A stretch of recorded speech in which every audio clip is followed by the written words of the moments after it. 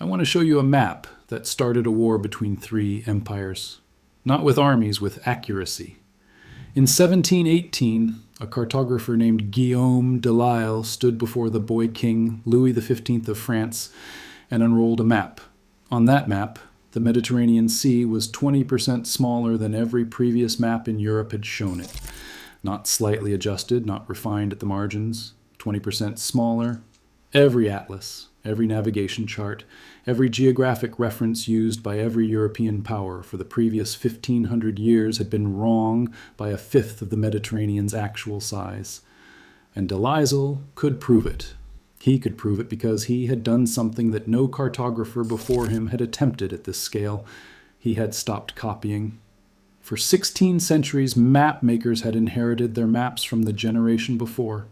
Errors were passed down like family heirlooms.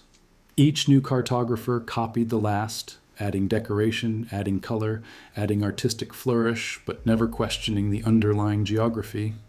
Ptolemy, the ancient Greek astronomer, had calculated the Mediterranean's dimensions in the 2nd century.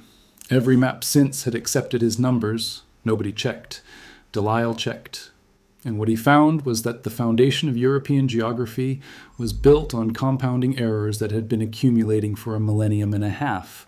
But the Mediterranean was just the beginning, because what Delisle did next turned a scientific correction into an international incident. Let me tell you who this man was, because his background explains why he could see what others could not. Guillaume Delisle was born on February 28, 1675, in Paris. His father Claude was a lawyer who had traded the courtroom for geographic scholarship. The connection that changed Guillaume's life came when he was approximately 6 years old. His father introduced him to Jean-Dominique Cassini, the director of the Royal Paris Observatory. Cassini was a titan of astronomy. He had spent his career measuring the heavens with a precision that previous generations could not have imagined. He looked at this 6-year-old boy and saw a mind that could apply the same precision to Earth. For years, Cassini trained young Guillaume not in the traditions of map-making, but in the methods of astronomy. How to observe, how to measure, how to convert celestial observation into terrestrial data. Guillaume worked alongside the mathematician Jean Picard, developing methods of triangulation that could transform scattered observations into exact coordinates. This is the crucial detail. Delisle was not trained as a cartographer. He was trained as an astronomer who made maps. The difference is everything. Previous cartographers gathered reports from travelers, studied older maps, and used artistic judgment to fill in the gaps. Delisle gathered astronomical data. He used a method that Cassini and Picard had pioneered during their grand survey of France. He relied on observations of eclipses of Jupiter's moons. Jupiter has 4 large moons that orbit in predictable patterns. They pass into Jupiter's shadow at precise, calculable intervals. If you observe one of these eclipses from the Paris Observatory, you know the exact time it occurs. If someone else observes the same eclipse from a different location on Earth, the difference in timing tells you exactly how far east or west they are from Paris. This is not approximate. This is geometry. Once you have precise longitude for key locations, everything between them can be calculated with increasing accuracy. Delisle built a network. Jesuit missionaries in the colonies recorded Jupiter's moon eclipses. French explorers noted their observations. Traders at distant ports documented what they saw. All of this data flowed back to Delisle in Paris, and he converted it into coordinates, not estimates, not artistic impressions, mathematical positions. When he applied this method to the Mediterranean, the result was devastating. Ptolemy had been wrong. Every cartographer who'd copied Ptolemy had been wrong.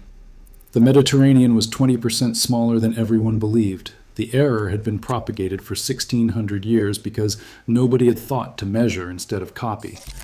But Delisle did not stop at the Mediterranean. He turned his method on North America. Previous maps showed the Great Lakes in completely incorrect positions and sizes. Delisle integrated reports from French fur traders and missionaries with his astronomical calculations and produced the first accurate depiction of all 5 Great Lakes. He devoted 7 years to mapping the Mississippi River, cross-referencing Jesuit reports with eclipse observations to calculate the precise longitude of Quebec, a position that had been guessed at for generations. His 1703 map of Canada was praised as the first to correctly depict the latitude and longitude of the continent. And then he did something that no cartographer had ever had the courage to do. He started erasing. Phantom islands that had appeared on maps for generations, copied from source to source without anyone ever confirming they existed, vanished from his charts. He removed them not because he was certain they were imaginary, but because no one had ever proven they were real. He rejected the widespread belief that California was an island. He eliminated it definitively. He updated star positions on celestial globes, erasing 1,000 years of Ptolemaic error in a single gesture. His approach was simple and radical. If you cannot verify it, it does not belong on the map. Leave it blank. Admit what you do not know. By 1718, Delisle's reputation was so established that Louis XV created a title specifically for him. He was named Premier Géographe du Roi, first geographer of the king. No one had held this title before. It was invented for Delisle. It gave him authority over all French royal maps and access to all state intelligence, all explorer reports, and all observation data. His maps were considered so strategically valuable that many were classified as state secrets. That same year, Delisle published the map that caused an international crisis. The Carte de la Louisiane showed the complete course of the Mississippi River with unprecedented accuracy. But it also showed something provocative. It extended French territorial claims to the Rio Grande and the Pecos River. It included Florida within French-controlled Louisiana. It showed a diminished British presence along the Atlantic coast. Spain reacted with fury.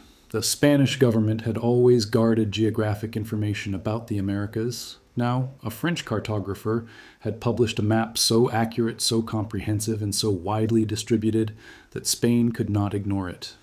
The Spanish government was forced to produce its own maps in response, revealing information they had previously kept hidden. Britain objected to its diminished territory. A single map triggered a diplomatic incident across 3 empires. And this is the moment that matters for understanding what Delisle actually achieved.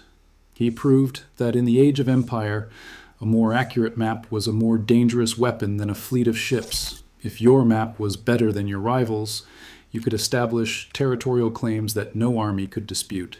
Geography was no longer scholarship, it was statecraft. The 1718 Carte de la Louisiane became the source map for every map of the Mississippi that followed. Its accuracy was so complete that later cartographers could not improve on it.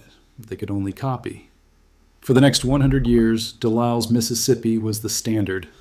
Now, I want to show you why this story has a darker edge than it appears. Delisle produced approximately 100 maps during his lifetime. Each one embodied his method: astronomical verification, critical source evaluation, mathematical rigor, and the honest admission of uncertainty. He never left France. He never personally explored the Great Lakes or sailed the Mississippi or charted the African coast. Everything he knew came through his network of observers and his ability to convert their reports into precise coordinates. He died on January 25th, 1726, at 50 years old. He had been Premier Géographe du Roi for only 8 years. The cause of his death is not recorded. His widow attempted to preserve his workshop. His brother Joseph Nicolas carried his methods to Russia, where he built an observatory and trained a generation of astronomers for Peter the Great. But here is the detail that stays with me.